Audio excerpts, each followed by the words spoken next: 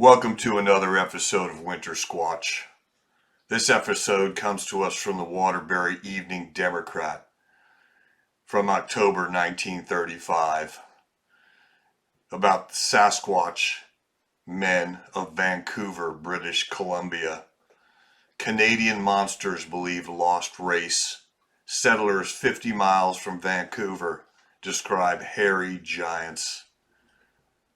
Let me tell you about this tale.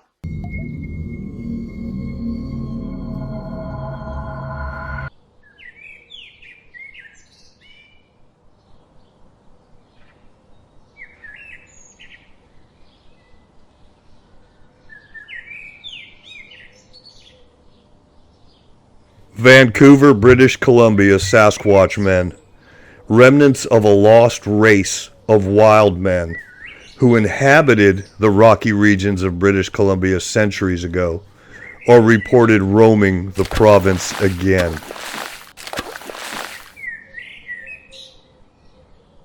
After an absence of several months from the district of Harrison Mills, 50 miles east of Vancouver, the long, weird, wolf-like howls of the wild men are being heard again.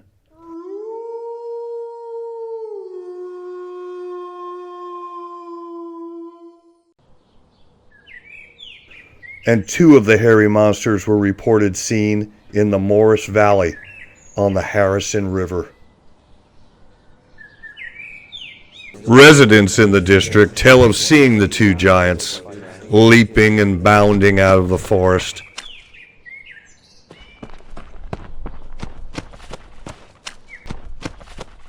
And striding across the duck feeding grounds, wallowing now and again in the bog and mire and long waving swamp grasses.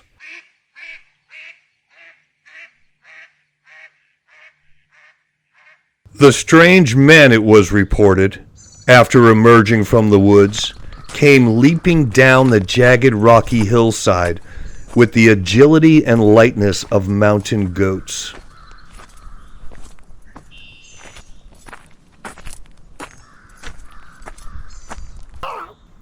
Snatches of their weird language floated on the breeze across the lake to the pioneer settlement at the foot of the hills.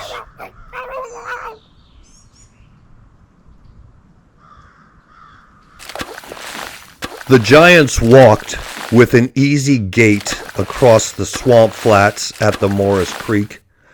In the shadow of Little Mystery Mountain, straddled a floating log which they propelled with their long, hairy hands and huge feet across the sluggish, glacial stream to the opposite side.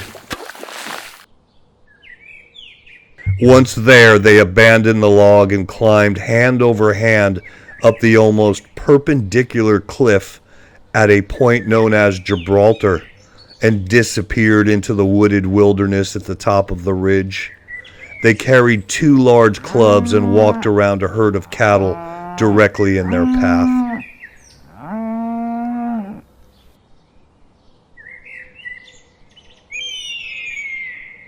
The return of the giants to the legendary stronghold of the Sasquatch monsters recalls the narrow escape of an Indian at the same spot last March.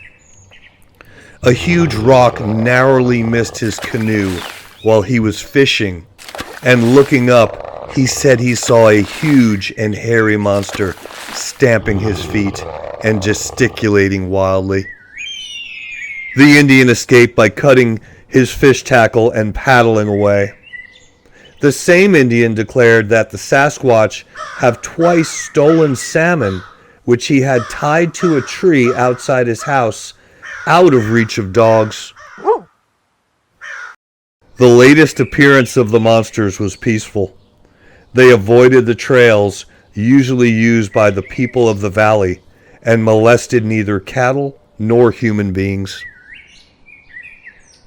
People who have reported seeing the giants on their rare appearances describe them as ferocious-looking wild men, 9 feet tall and covered from head to toes with thick black hair.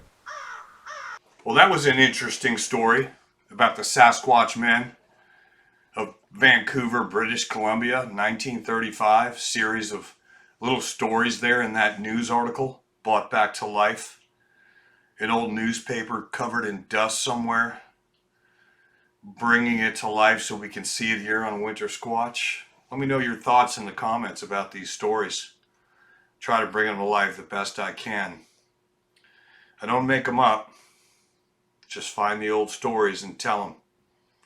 Until next time on Wintersquatch, may your Bigfoot hunting be fun. Cheers.